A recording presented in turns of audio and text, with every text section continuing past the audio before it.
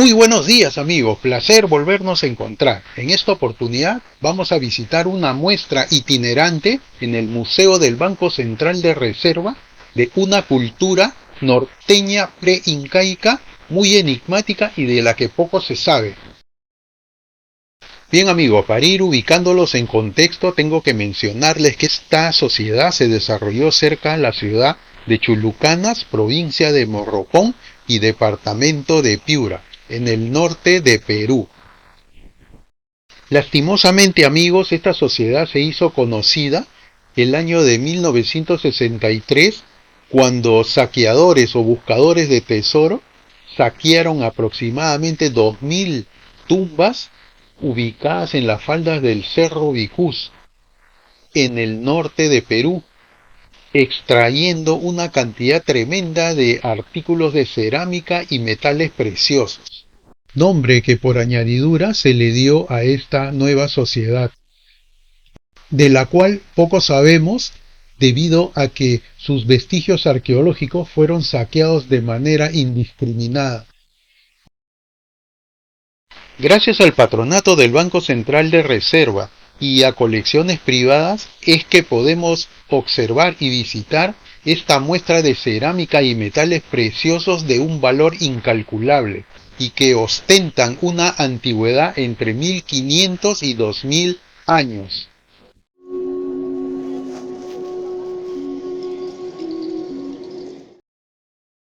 Estimados amigos, observen con detenimiento esta cerámica, pues nos dan una idea de cómo fue el urbanismo y las viviendas de los vicús.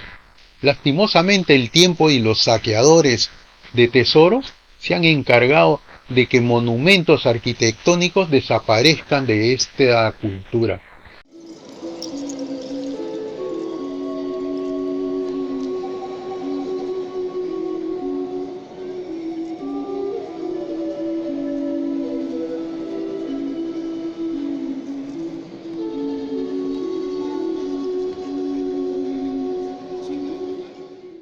Por los vestigios encontrados podemos deducir que los vicús eran expertos metalurgistas, dominaban ampliamente metales como el cobre, bronce, la plata y el oro, realizando joyas ornamentales y domésticas. El militarismo era una de las cualidades principales de esta sociedad. Se han encontrado gran cantidad de cerámica con las representaciones de guerreros y jefes militares portando sus escudos y porras de combate.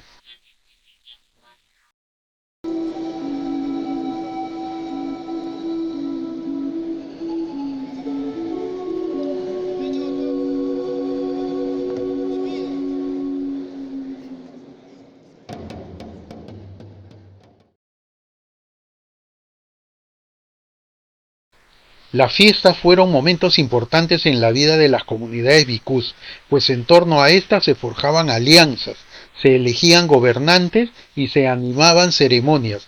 Por eso su celebración debió ser una responsabilidad de los líderes y gobernantes. Podemos imaginarnos a familias de pueblos cercanos y lejanos llegando ricamente ataviados para compartir comidas y bebidas e intercambiar regalos, mientras que la música, cantos e historias narradas en público interrumpían durante estos días la tranquilidad del paisaje rural.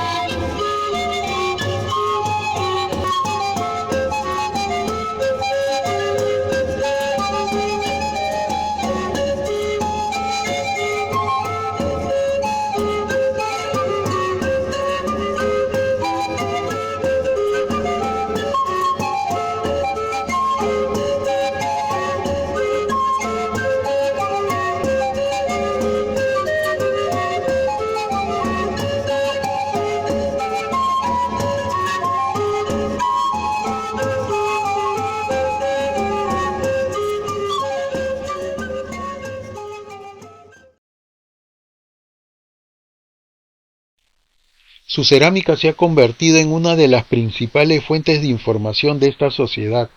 Sus técnicas sobresalen del arte común al no tener solo un fin ornamental y utilitario. Las cerámicas representan la idiosincrasia del pueblo, al punto de ser creadas para los rituales ceremoniales y funerarios.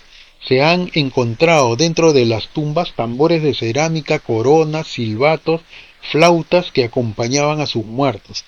También resalta esta cultura por crear vasijas cantarinas, que dejan escapar melodiosos tonos a medida que se sirve el agua o el licor, y por las cerámicas de dos cuerpos con motivos ornamentales que representan serpientes, jaguares. Estos últimos lanzan silbidos feroces para ser utilizados en sus ritos ceremoniales y funerarios. Los bhikkhus tuvieron un gran desarrollo cultural, pese a pertenecer a un periodo de transición entre la cultura chavín y la cultura moche. Cabe resaltar que la cerámica de dos cuerpos aparece con esta cultura y perdurará en la costa peruana hasta la época incaica. Pues bien, la cerámica bhikkhus era monócroma, pero por su evolución y desarrollo la podemos separar en tres etapas. La primera sería la bhikkhus negativa, con una fuerte influencia chavín, donde la cerámica es de color natural.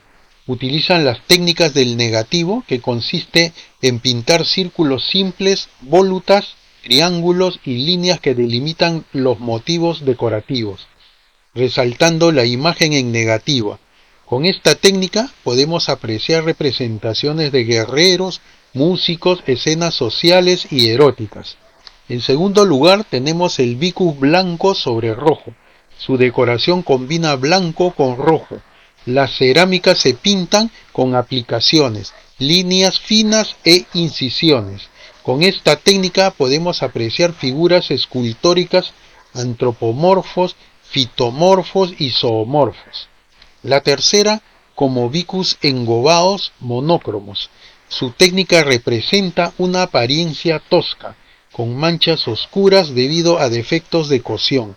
Las cerámicas reflejan las etapas de decadencia de bhikkhus tardío. Con esta técnica podemos apreciar recipientes de base acampanadas, trípodes y pedestales. En el norte, las antiguas comunidades bhikkhus estuvieron relacionadas con otras sociedades asentadas en territorios que hoy corresponden a Ecuador y al norte peruano. En diversos reportes arqueológicos de cementerios del Alto Piura se mencionan que se encontraron vasijas que recuerdan a los estilos Huangala y Tumaco la Tolita. Este vínculo explicaría el por qué ciertas formas de cerámica bhikkhus tienen más semejanzas con la cerámica ecuatoriana que con sus pares peruanas de la misma época. También debemos resaltar que al sur del territorio de los antiguos bhikkhus también se han encontrado objetos de estilo mochica, mientras que el estilo bhikkhus es una tradición local que se origina alrededor del 100 a.C. El estilo mochica, por el contrario, aparece en Piura luego del 300 después de Cristo, como resultado de la influencia de comunidades ubicadas en la actual Lambayeque y La Libertad. La cerámica foránea o de apariencia foránea pudo haber sido utilizada por ciertas élites bhikkhus para diferenciarse del resto de la población y de sus rivales políticos. En este contexto, la cerámica mochica debió ser usada por una élite que quería mostrarse cosmopolita al mantener relaciones políticas con prestigiosos vecinos de comunidades lejanas. Ahora les voy a comentar una particularidad de la cultura bhikkhus que sorprendió al mundo con sus cementerios sin cadáveres. La hipótesis más cercana es que los cuerpos eran aparentemente incinerados y las cenizas envueltas en telas y depositadas en las profundidades de las tumbas. Se calcula que en el cerro Bhikkhus se han encontrado al menos 2000 tumbas funerarias. Sus pozos eran verticales y redondos, y en la parte final se ensanchaba dando la forma de una bota. Sus medidas varían de 4 a 15 metros de profundidad y un diámetro de 70 centímetros a 1 metro. Los rituales fúnebres bhikkhus pudieron incluir momentos donde se compartían comidas y bebidas, mientras que eran ambientados con música y sonidos lúgubres. Durante estas ceremonias de entierro, muchos objetos como los que vemos en esta exhibición fueron colocados junto a las personas fallecidas. Existe la hipótesis de que este estilo de entierro ha sido una influencia de la cultura tumaco-latolita de Ecuador, quienes tenían por costumbre realizar este tipo de entierros muy similares.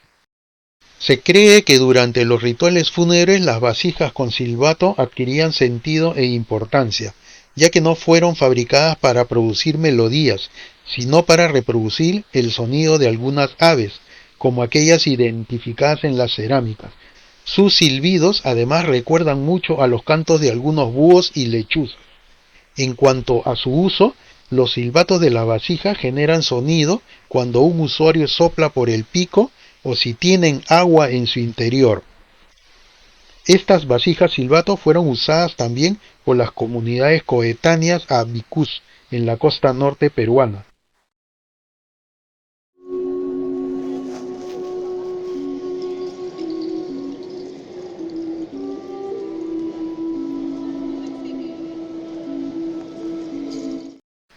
Durante la década de 1950 fueron encontradas y saqueadas en el Cerro Calingará en Ayabaca tumbas que contenían objetos de oro de extraordinaria manufactura.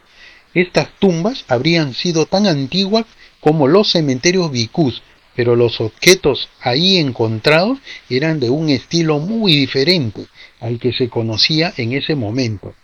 A estos se les denominó estilo Frías. Las formas y decoraciones de estos objetos frías recuerdan a sus equivalentes tumaco-latolita, cultura arqueológica de la zona fronteriza entre Ecuador y Colombia.